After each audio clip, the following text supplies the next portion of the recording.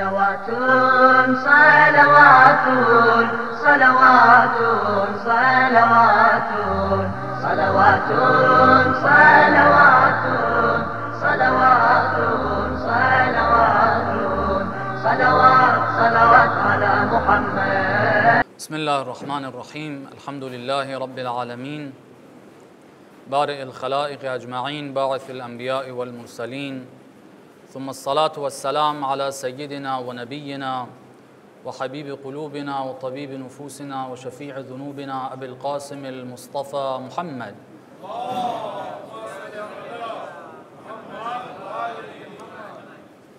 وعلى أهل بيته الطيبين الطاهرين المعصومين المكرمين المنتجبين، لا سيما بقية الله في الأراضين، روحي وأرواح العالمين لتراب مقدمه الفداء، ولعنة الله على أعدائهم أجمعين إلى قيام يوم الدين. For the hastening the return of our Imam, please recite the salawat.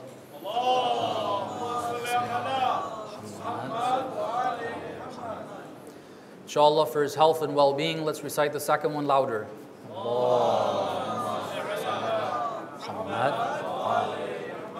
Inshallah, each and every one of us becomes a true and close companion of our beloved Imam. Let's recite the third one even louder. Allahumma salli ala Muhammad. We thank Allah subhanahu wa ta'ala for this greatest of blessings. Tonight is the night that we commemorate the mab'ath of the Prophet, the time that Allah subhanahu wa ta'ala blessed the entire world with a message, with a guidance that was new, that was unprecedented, and it was one that was going to last until the Day of Judgment, at a time that was very difficult, at a location, at a place, in a region that ignorance, jahiliyyah, which is the reign of the nafs, desires, over the intellect, over the rationale. Instead of listening to the voice of reason, listening to our desires. That's what jahiliyyah means. Ignorance is not the absence of knowledge. Jahiliyyah or jahl is not the opposite of ilm, it's the opposite of aql. Kitabul aqli wal jahl in Al-Kafi we have. Jahiliyyah is a time where desires take control, even if you have knowledge. And that's why we live in the modern age of jahiliyyah. There's a lot of sciences, there's a lot of developments, there's a lot of technology, but still we see that it is under the control of desires, the lower desires. And therefore, instead of it being used to help humanity, it is used to oppress humanity.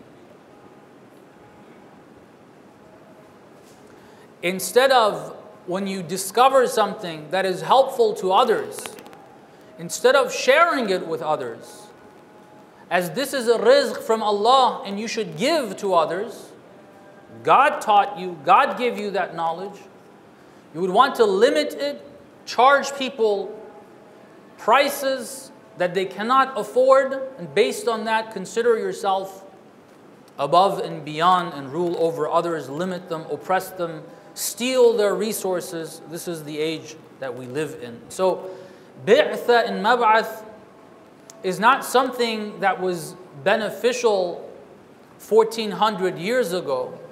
This is still an occasion that needs to be commemorated for today.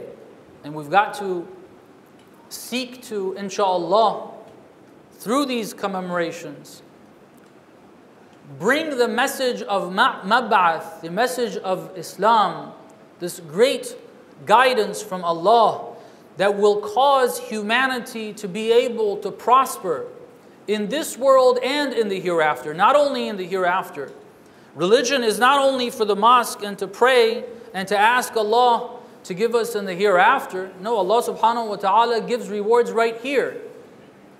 The Quran is very clear. Those who want the akhirah, Allah will give them in the dunya and the akhirah.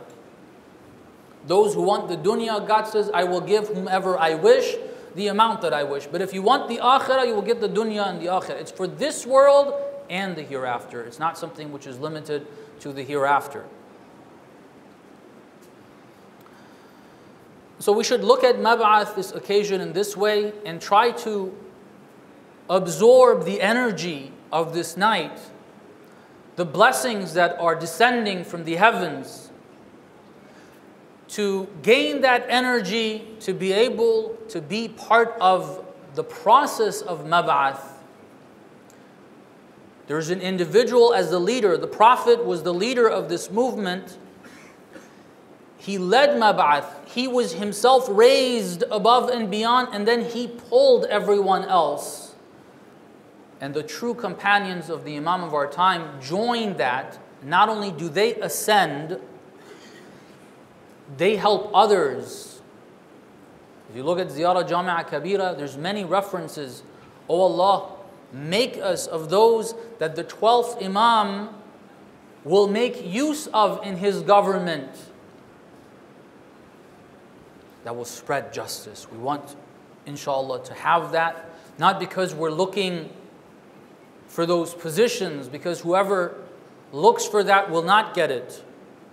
Whoever humbles themselves, whoever realizes that they have nothing to offer and everything is from Allah subhanahu wa ta'ala, and they are there only to serve, not for any type of respect, they are the ones that will be given those responsibilities. And it will be very tough. And this is why we're saying let's take advantage of these nights. All these du'as that we have for these nights are not just lines in Arabic to read and quickly get over with. These are du'as, supplications, because tonight is a very blessed night. And we need to take advantage of that. We need that extra assistance from Allah subhanahu wa ta'ala if we want to ascend as well.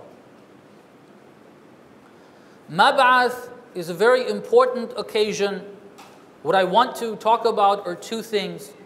One is related to the bi'thah of the Prophet himself as an individual, the process of the Prophet coming to a stage, to a point where he became Rasulullah. The Prophet was always, according to accounts, numerous accounts, in his material form, he was already a Nabi, which means that Prophet, the angels spoke to him. We have plenty of accounts on that, that's very clear. And this is only looking at it from a material perspective. Brothers and sisters, please be careful with that. What we believe with regards to the Ahlul Bayt, the Holy Prophet, above and beyond, and the rest of the Ahlul Bayt, is that there is an existence of theirs which is above and beyond their form of light that was created. That's the first creation of Allah subhanahu wa ta'ala, through which everything else has come into existence. And so there are certain aspects of their existence that we can speak about, and they are there. They're non-material forms, above and beyond forms that need to be understood. What we're talking about is the material form. There's certain terms that I'm not really the best to discuss. The arc of descent and then the arc of ascent. Those are things that other sessions, scholars that can discuss that will discuss it. We're looking at it from the material aspect of the Prophet. Even from that perspective, if Jesus ala nabiyyina wa alihi wa alayhi salam received revelation, he spoke to his mother before he was born, according to some, and upon birth, according to others. The Prophet ﷺ was above all prophets, even from that aspect. So we need to understand that, put everything into perspective. So he's a Nabi, but the process he went through, that at age 40, he became Rasulullah, the one that God sent to mankind. هُوَ الَّذِي أَرْسَلَ رَسُولَهُ بالهدى والدين الحق ليظهره على الدين كله وكفى بالله شهيدا, according to Surah Al-Fath that we mentioned the other night as well. The process that he reached where he became Rasulullah is important for us to analyze so we can benefit from. That's one part of the talk, inshallah. Briefly, I'll touch on a few points. And the other part, inshallah, our responsibility as the followers, and we're going to refer to Surah Al-Jum'ah or Al-Jum'ah for that purpose. Recite a salawat, please.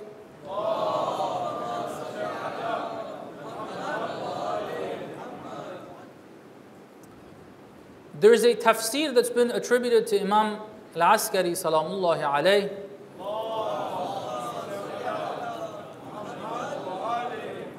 And we've seen scholars that I respect their opinions because they are careful with the source and the reference they use. They're experts in the field of rijal and other studies that are required to be able to distinguish between what's true and what's a fabrication in hadith. I saw one of these scholars making reference to this particular book regarding the process of the ascension and the elevation of the Prophet up to the point where he became Rasulullah. And it says that at age 40, God looked at the heart of the Prophet and saw that the heart of the Prophet was the purest of hearts. He was in the cave worshiping, and that worship did not start at that age. It was something that started earlier.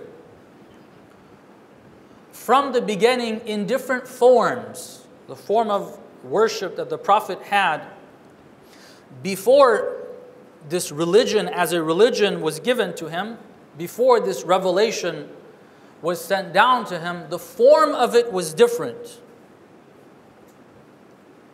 The essence is the same. The form is different. And the forms of worship that the Prophet went through were different throughout those stages of development. Again, the human form. There were times that the Prophet would go, according to the hadith, to the cave. And from there, he would observe. He would observe. Observing what? Observing the signs of Allah. Ayat of Allah. What are the ayat of Allah? Everything that you can see. From that elevation, from that cave, what he would see was the desert and the heavens, the sky, looking up, during the night the stars, during the day the clouds and the sun. Inna fi ikhtilaf al-layli wan-nahar. And the rest of the verses, the rest of the words in that verse, the change of day and night, the alteration of day and night, the clouds when you see them, all of these are signs of Allah, ayat of Allah. He would observe them as ayat of Allah. We see ayat of Allah. We don't see them as signs of the divine. We see them as beautiful mountains. They've taught us to refer to them as nature. Okay? When we're looking at nature, we're like, what a beautiful thing.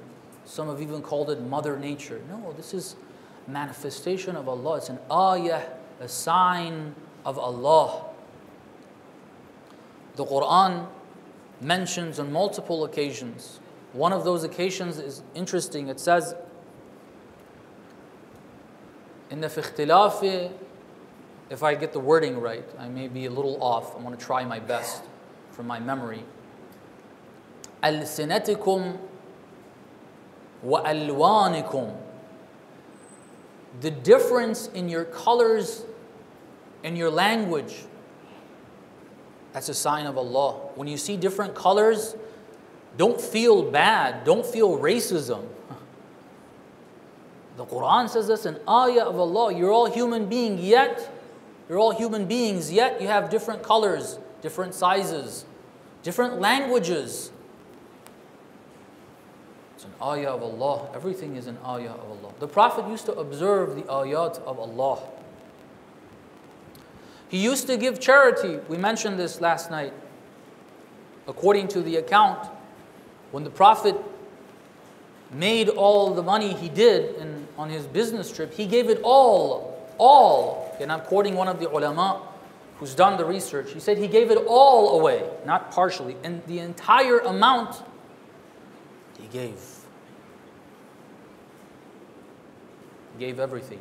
It's not only his Ahlul Bayt that the only thing they had was the bread they had. And when on 3 nights they were fasting, they gave that bread away. The Holy Prophet started that before anyone else.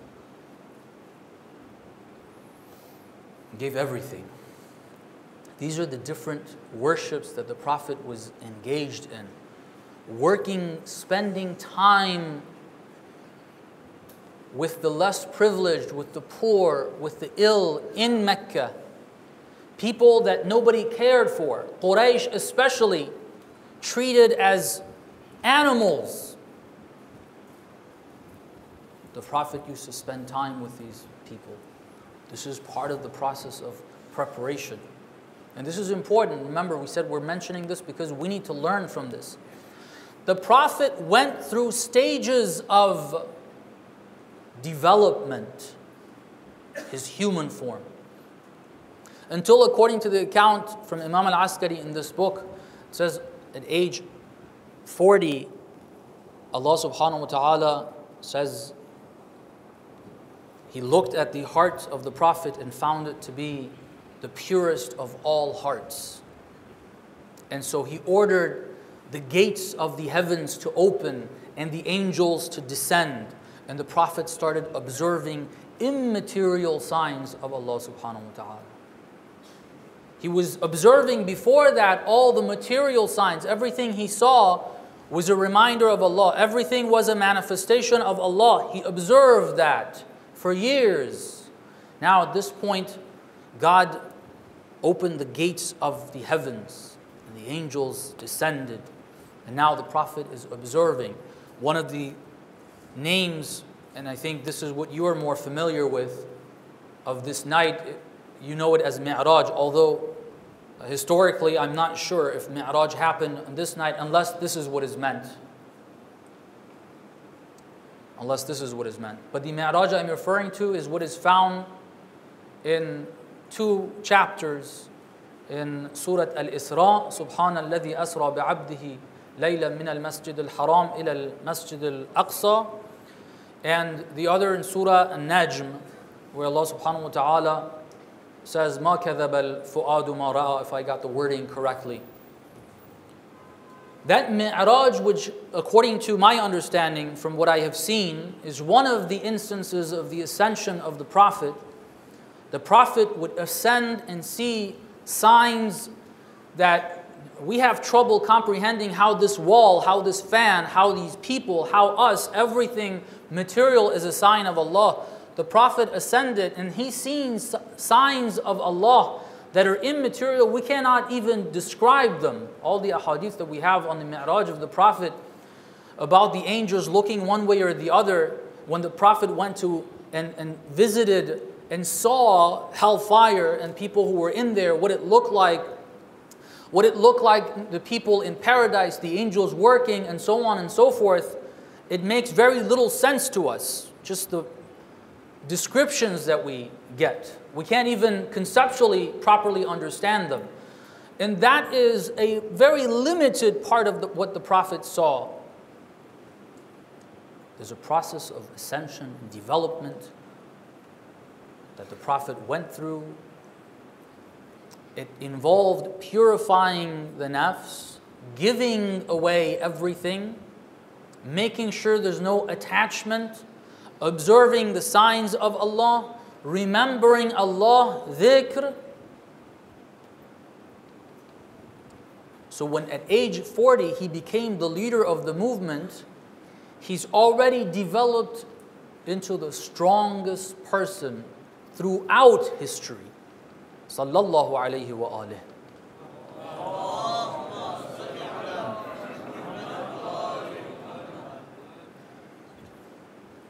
Throughout history, the greatest man in the toughest, harshest environment, the most ignorant of people, without a father, with very difficult poverty that he had to deal with, that we have no clue, and other hardships.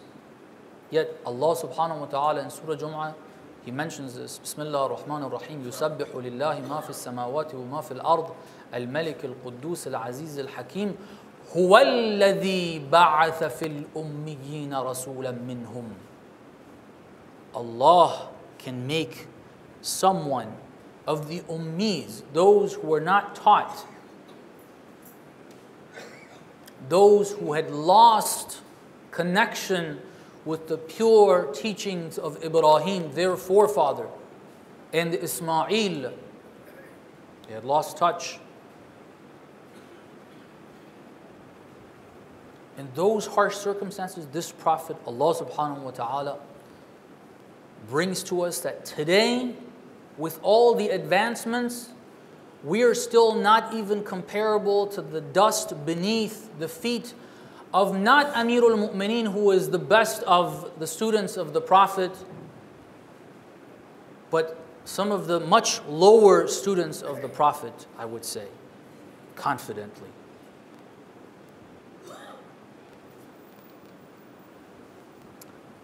In order to ascend, this is the process, brothers and sisters. We've been taught that.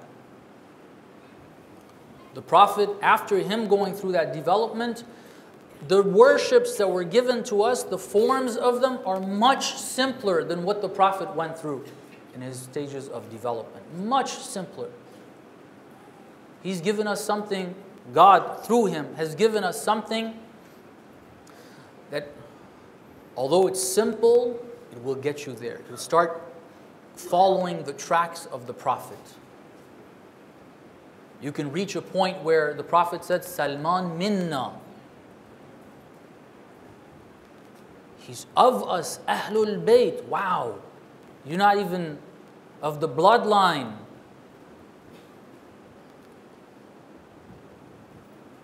Much older when he joined. But Salman minna. We can. The process is just going by the instructions, purifying ourselves. The blessing of guidance that has come to us is an enormous blessing, one that we need to really appreciate.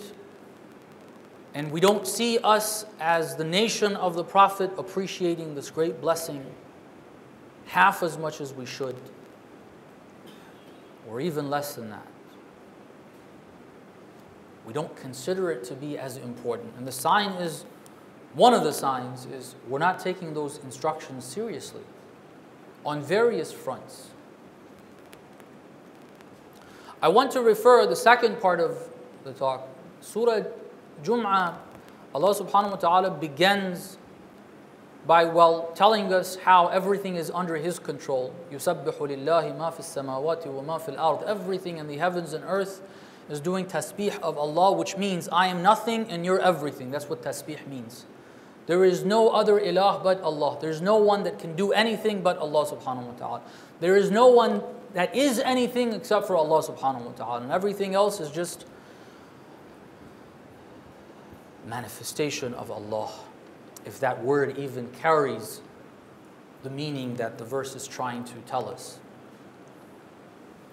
But then, after telling us that He was the one that brought to us this Prophet, and that it's such a great blessing, He says, ذَلِكَ فَضْلُ اللَّهِ يُؤْتِيهِ مَنْ يَشَاءُ. This is an abundant, for want of a better word, Fadlullah. Something that's given not because of deserving, but it is an abundance that's given without us deserving it. Fadlullah. Yu'tihi man yasha'. He gives it to whomever He wishes. Right? Now we've been given this message, right? After mentioning this, Allah subhanahu wa ta'ala starts giving us warnings. What type of warning? It's in the language of talking about Banu Israel, the Jews. مثل الذين حملوا التوراة ثم لم يحملوها كمثل الحمار. Very strong language. Very strong language. The parable of those who were given the Tawrat, the book of guidance. Allah in Surah Ma'idah says this is light. That was guidance. They were given it to carry. مَثَلُ الَّذِينَ حُمِّلُوا التَّوْرَاتِ. We have been given the Quran. Pay attention. This is not for us to say, oh, Jews were bad people. No, this is for us. It's a story that's been given to us and a warning to us. The example of those who were given the Tawrat to carry. We've been given a higher book, the Quran, to carry. Now let's listen to what it says. ثُمَّ لَمْ يَحْمِلُوهَا. They didn't carry it. How did they not carry it? One way, they didn't implement it. They didn't implement it. They didn't go by the teachings of the Tawrat.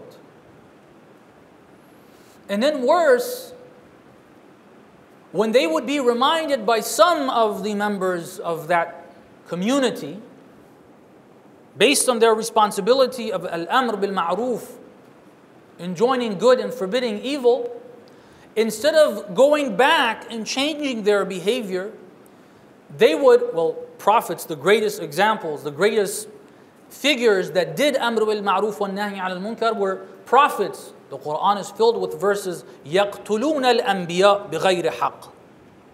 They killed prophets. They couldn't take that criticism. Instead of listening, taking heed, listening to the advice, you have the book, it's with you. This prophet is simply reminding you of that. Instead of listening to the reminder, they plotted and killed those prophets. And they didn't stop there. They changed and altered. يُحَرِّفُونَ الْكَلِمَ عَمَّ مَوَاضِعِهِ. They even changed the meanings of words, something that we're seeing today as well. They changed the meanings of words. I apologize for mentioning this example, but it's important. They've changed the definition of marriage to include an ugly act that an entire nation were wiped off the face of the earth. They call it marriage now. They've legalized it in so many countries. Now they're forcing others. They have, they have, in this institution, they have created themselves, they call it the United Nations, which is the instrument through which their dictatorship is able to dictate their messages to the rest of the world. They have written documents that by 2030, they want all these countries that they got to sign that document and to agree to it, to eventually move towards the acceptance of this evil act. The acceptance of which is such an evil act in itself that the wife of Prophet Lut was punished because of that. The wife of Prophet Lut didn't commit the act. She was okay with it. And when that nation was wiped off the face of the earth, she was also with them, not with the Prophet. She's mentioned in Surah At-Tahrim as an example of bad people. Imra'at Lut and Imra'at Nuh, the wife of Lut and the wife of Nuh. Examples of evil people. They changed the meanings of words. They changed the meanings of the words in the Tawrat. they omitted certain, according to some, they omitted as well. Much of the alteration, however, was misinterpretation, changing the meanings of the verses of the Torah. We have to be careful. This isn't to mention and to pat ourselves on the back to say that, oh, we're doing good, alhamdulillah, we're the nation of the Prophet. No, this is a warning to us. That's why it's mentioned in the Quran. مَثَلُ الَّذِينَ حُمِّلُوا التَّوْرَاةَ ثُمَّ لَمْ يَحْمِلُوهَا كَمَثَلِ الْحِمَارِ يَحْمِلُ أَسْفَارًا. They understood nothing. It's like a donkey carrying this book. That's how stupid they were. Very strong language. That would be referred to as an insult, yes. They insulted the book of God. You're saying this is an insult? They killed prophets. This is an insult?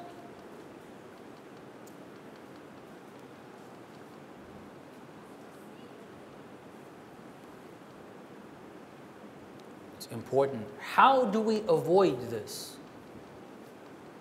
How do we avoid this?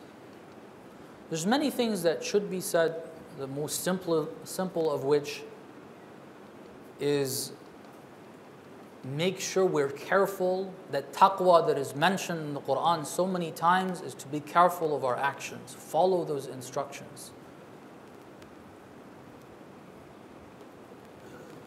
God doesn't have any blood relations, as the hadith says. Imam al-Baqir mentions to Jabir ibn Yazid al-Ju'fi, لَيْسَ بَيْنَ اللَّهِ وَبَيْنَ أَحَدٍ قِرَابَةٍ. God is not the relative of anyone to say, okay, I don't care what he does, he's my relative, no. It's all based on action. You do the right thing, you're going to get the rewards. You do the wrong thing, you're going to get the punishment. Be careful. But there are 2 points I find in this chapter to be very important in this. Although the language which they are given may not seem to be lines of advice, but I understand them in that way. One is the line which says, قُلْ يَا أَيُّهَا الَّذِينَ هَادُوا إِن زَعَمْتُمْ أَنَّكُمْ أَوْلِيَاءُ لِلَّهِ مِن دُونِ النَّاسِ فَتَمَنَّوُا الْمَوْتِ إِن كُنتُمْ صَادِقِينَ. One of the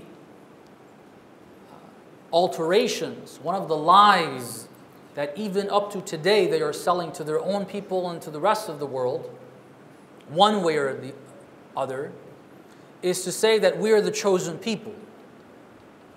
We are God's friends. We're not going to be punished. God says, if you think that you're God's friends, فَتَمَنَّوُا الْمَوْتِ. Desire death. Wish for death. It's not a threat. It's very serious. If you're the wali of Allah, you'll be like Prophet Musa. رَبِّ أَرِنِي أَنظُرْ إِلَيْكَ. Oh Allah, I want to see you. I've seen all these signs and my heart just can't take it. I want to be closer to you. God, in that verse that I mentioned the first part of, according to the interpretation of Allama Tabatabai, which seems to be legitimate, in the process through which we see, God says, you will not see me. وَلَكِنْ انظُرْ إِلَى الْجَبَلِ فَإِنِ اسْتَقَرَّتْ مَقَامَهُ فَسَوْفَ تَرَانِي فَلَمَّا تَجَلَّى لِلْجَبَلِ جَعَلَهُ دَكًّا وَخَرَّ مُوسَى صَعِقًا. An amazing scene. God said, you can't see me. Watch the mountain. I will manifest in the mountain. If it remains, then you will see me. God manifested, the mountain collapsed, and Moses fell unconscious. Allama Tabatabai says God wanted to tell him that as long as you're in this flesh, you can't see more. If you want liqa of Allah, seeing Allah, you have to leave this flesh. That's why Amirul Mu'mineen says true believers are waiting for the moment to depart this material form, because they want to see Allah. Not that they want to see Jannah, gardens. No, that's not the real believers. You wouldn't long for that. We just read, the brother read beautifully, Ziyarat Aminullah, mushtaqatan ila farhat liqa'ik. We ask in that ziyarah, the supplication part of it, make me long for, want and desire the joy and the rejoicing of seeing you, which comes with death. This verse says that. تَمَنَّوُا الْمَوْتِ. One of the ways that the verse advises us to help us not get to what they got to, the problems they got to, is to not only remember death, but to long for it, want it. It's not easy. Try to picture yourself. There were some believers that went to graveyards. They used to do that on a regular basis. Lay down in graves that were dug, or they would dig for themselves. And try to picture themselves on the first night when they've departed this world. It starts with a very scary feeling, but eventually, if Allah helps us and purifies us, you start longing for that. You can't wait for that moment. This is what the verse says. I'm not obviously speaking out of experience. I'm the worst of the worst. And then some believers do even better than that. They long for shahada, which is something found in numerous ziyarat, du'as, du'a al-ahd, both forms of it, the longer version and the shorter version that's referred to as ziyarat of the Imam of our time, both of them have this line, وَجْعَلْنِي, one way or another, مِنَ الْمُسْتَشْهَدِينَ بَيْنَ يَدَيْهِ. We ask Allah to give me the tawfiq to be one of the shuhada. We ask Allah. We ask Allah. Some believers have taken that very seriously. They ask Allah for that. They really want it. Again, sometimes we read these du'as and we're just reading the Arabic. We're not really wanting what the lines say. If they would tell us, oh, this is asking for shahada, we'll probably skip that line. Or if we say it, we don't really mean it. God, I don't want that, but the dua says to read it this way. I want the rizq that's mentioned there. In one of the du'as, Imam Sadiq salamullah alayhi in the month of Ramadan used to frequently recite, وَقَتْلًا فِي سَبِيلِكَ تَحْتَ رَايَةِ نَبِيِّكَ مَعَ وَلِيِّكَ. Give me a death to be killed in your way, under the banner of the Prophet with your wali.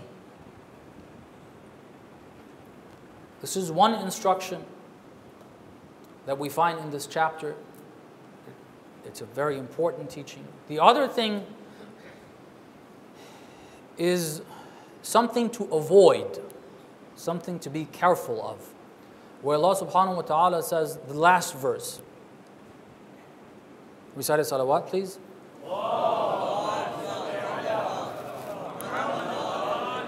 وَإِذَا رَأَوْا تِجَارَةً أَوْ لَهْوًا انفَضُّوا إِلَيْهَا وَتَرَكُوكَ قَائِمًا قُلْ مَا عِنْدَ اللَّهِ خَيْرٌ مِنَ اللَّهْوِ وَمِنَ التِّجَارَةِ وَاللَّهُ خَيْرُ الرَّازِقِينَ. The Prophet was standing giving a sermon. This is in Medina. These are followers of the Prophet. They've seen the signs, they've seen the miracles, they've seen the victories. The Prophet is standing and speaking. Caravan came in with merchandise for sale. In fadlu, they left the Prophet. وَتَرَكُوكَ قَائِمًا. They left you standing. Be careful of the attachment to the dunya. Be careful.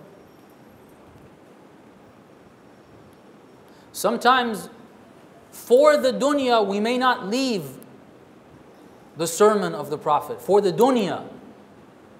Because we know if we leave the sermon, I know I'll take out my phone, maybe do a business transaction while I'm listening to the sermon. But I won't leave, because if I leave, that's going to give me a bad name. I need my business. Sometimes even staying in the sermon is dunya. Attachment to the dunya is it's one of those things that kills the heart. It's the opposite of wanting death and shahada in the way of Allah. Okay, it's the opposite.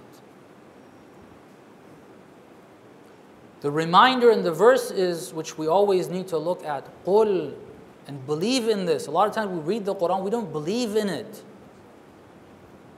If we believe in it, it affects our behavior, it affects our conduct. قُل مَا عِنْدَ اللَّهِ خَيْرٌ مِّنَ اللَّهْوِ وَمِنَ التِّجَارَةِ. What God has is better than this. You should not even worry about this. What's this insignificant dunya? مَا عِنْدَ اللَّهِ خَيْرٌ مِّنَ اللَّهْوِ وَمِنَ التِّجَارَةِ. And also with regards to the dunya, وَاللَّهُ خَيْرُ الرَّازِقِينَ. God is the one that provides sustenance, and He's the best at that. Don't think if I lose, oh my God, I'm going to lose this opportunity. No, He will give you better opportunities.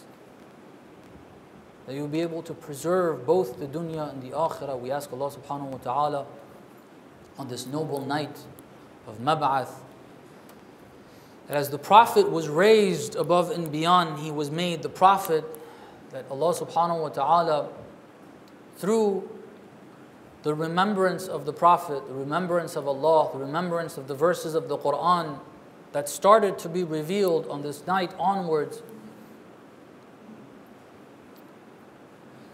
that Allah subhanahu wa ta'ala chooses us as well and elevates us as well. Without His help, we cannot do this. We ask Allah subhanahu wa ta'ala to hasten the return of our Imam. We ask Allah subhanahu wa ta'ala to make us His true and close companions. We ask Allah subhanahu wa ta'ala to help and protect and prolong the life of all those who are helping the cause of Islam, especially those putting their lives on the line to protect Islam and the Muslimin in Iraq and Syria and Palestine, in Lebanon, in Bahrain, in Yemen, and wherever else they are.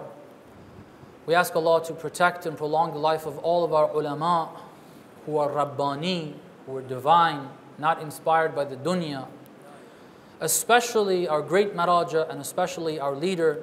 We ask Allah to forgive us all of our sins, to forgive our parents, our grandparents, all believers, those who are alive, those who have left this world. We ask Him to grant all of us and all believers worldwide their hajat, their requests, to cure all the ill, relieve all those believers who are suffering from hardships and difficulties, especially those suffering from hardships of oppression in Yemen and elsewhere, in Burma and wherever else they're suffering. And we ask Allah, by the return of the Imam of our time, that He relieves all the people of the world of the oppressions they're facing. Bin Nabiyya wa alih, rahimallah man qara'a al-Fatihata ma'a as-salawat.